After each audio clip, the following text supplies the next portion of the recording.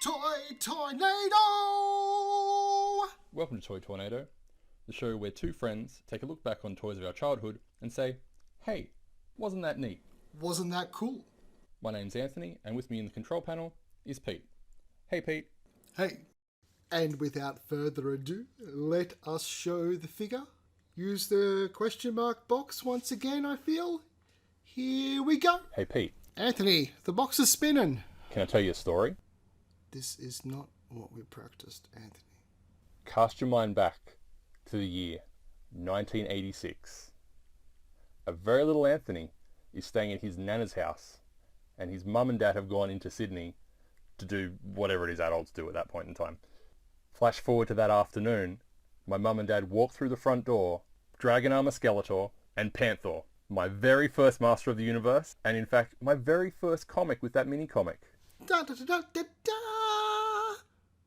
That's right, guys. We are looking at Dragon Blaster Skeletor. I was so excited. I was bouncing around, I was filling the dragon up with water and spraying everyone. I'm sure I was quite annoying. But little 4-year-old Anthony was absolutely stoked to have his very own Skeletor riding around on his very own Panther. And you know what, Pete? What's that, Anthony? Do you think people really do believe that you and I are in the same room doing the recording? I wonder if we've pulled it off. That wouldn't be the last Master of the Universe that I bought, or was given, or found. Many years passed, and many more came my way. And I'm sure a rich tapestry of He-Man figures will be shared by you and me throughout these videos. So one of the fantastic things about the original Master of the Universe toy line was each figure came packed with its own mini-comic, and Dragon Blaster Skeletor was no different. His comic is called Skeletor's Dragon. Bom bom bom. Dude, that's not his comic. You're right, Pete. That is Battle Bones on the cover, and he does figure prominently in the comic, but it didn't come with him. It definitely came with this figure. Come on, Google. Don't let me down. Ah, shoot. Ah, Anthony, you're right. Good call. Good call. Hopefully at some point down the track, we can get Battle Bones out and show him off just like this. This is one of my favourites. The artwork in the comic is really, really pretty. And for a free comic that came with a figure, the story's not bad either. So now you can understand why I said Dragon Blaster Skeletor is the best figure of the line. And I still have my original figure. He has had the snot kicked out of him by He-Man so many times. It tells, but it's still one of my favourite things. The accessories that came with Dragon Blaster Skeletor was a purple sword of power, chain, padlock, removable armor with dragon on back, which could spray out water. I've purchased the Toys of He-Man and the Masters of the Universe book, which is done by Dark Horse.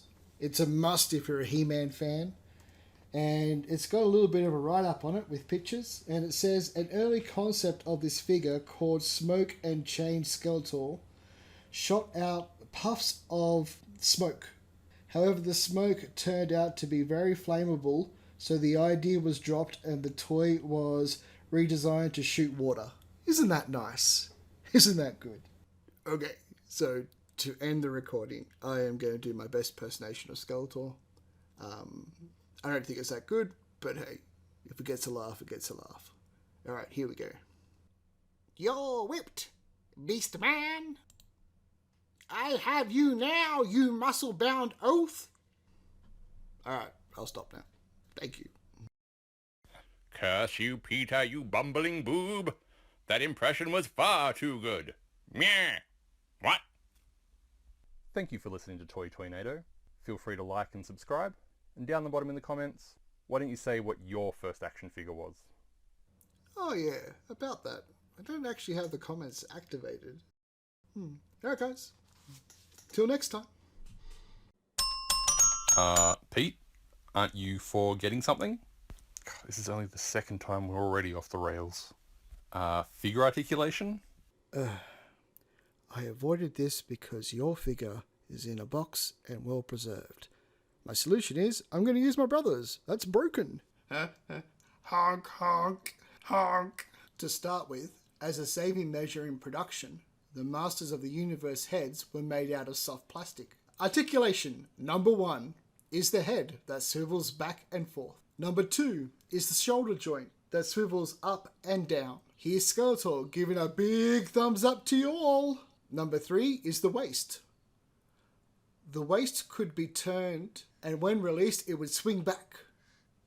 I do remember the TV ads using this as a selling battle attack mode. Number 4 is the leg slot that is connected by a wire. I think it's a wire. This allows the legs to rotate all around in the socket itself. This also leads to legs falling off, or as I like to refer to it, as Eternia scurvy. Been out in space for too long, have you?